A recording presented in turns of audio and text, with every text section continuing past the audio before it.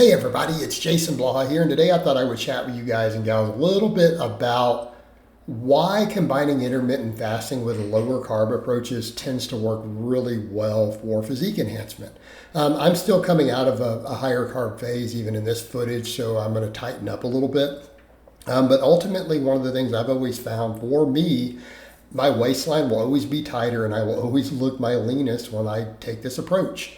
Just for me personally, as someone who's done all of it, someone who's known for not necessarily being leaner and has gotten leaner and harder over the years.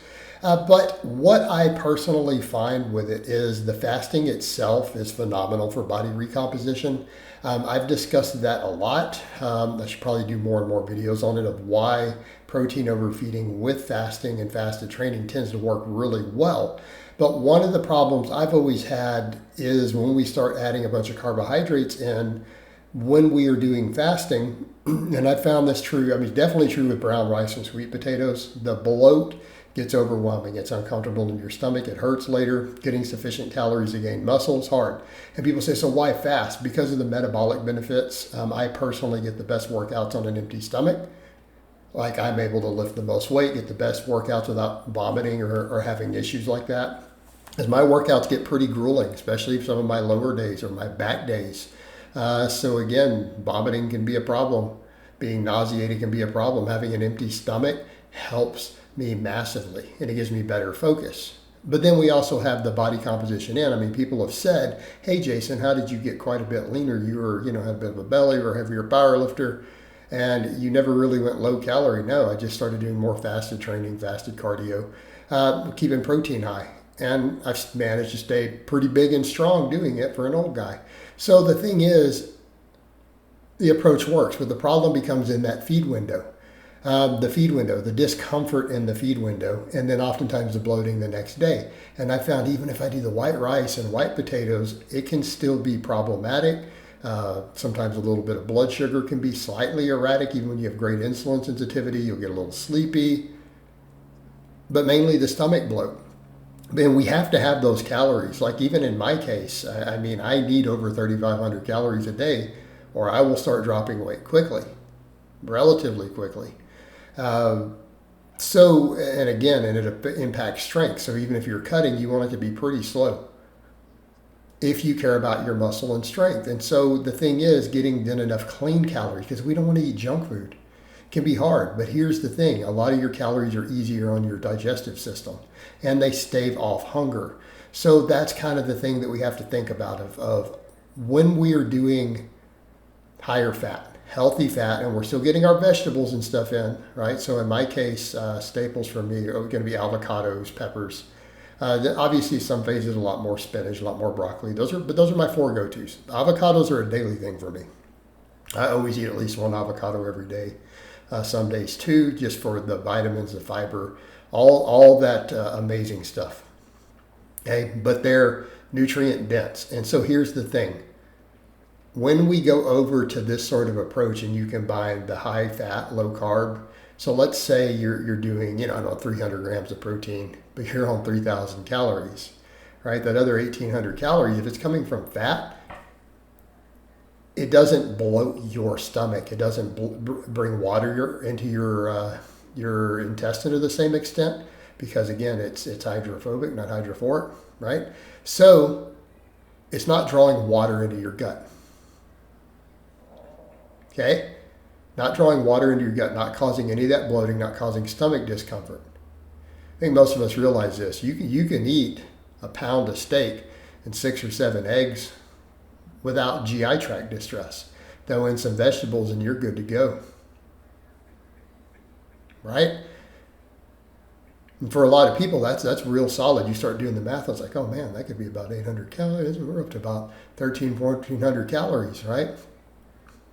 About 150 grams of protein there too. You're pretty close to your target numbers there. But it won't bloat you and it won't make your stomach uncomfortable. It won't make you lethargic. Okay, because that's one of the things when we're dealing with the fasting, the bloat and the lethargy from eating too much at once. But in that case, it's good. And people say, yeah, but it's lower stomach volume once you get hungrier. No, because it's all super slow digesting.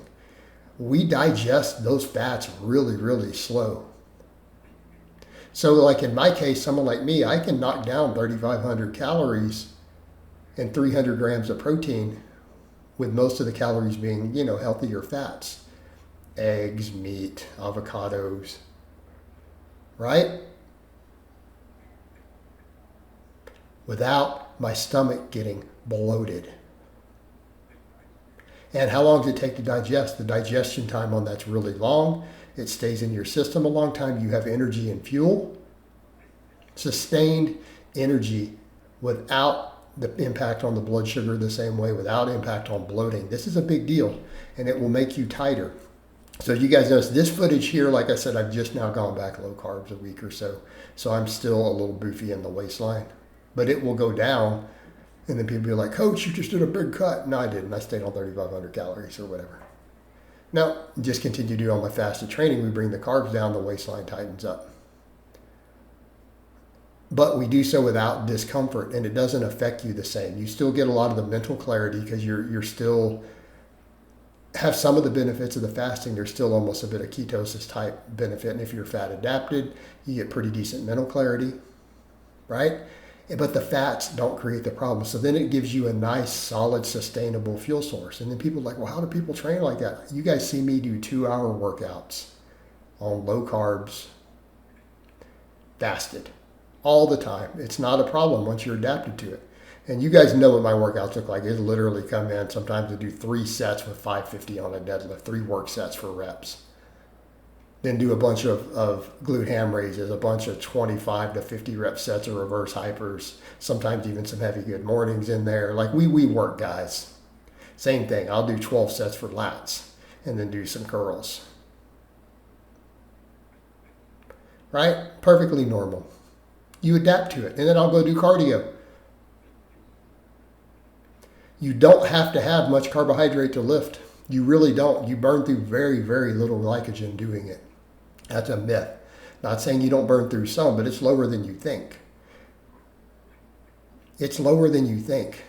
Are there some benefits to carbohydrate approaches? Absolutely. But it's not necessary.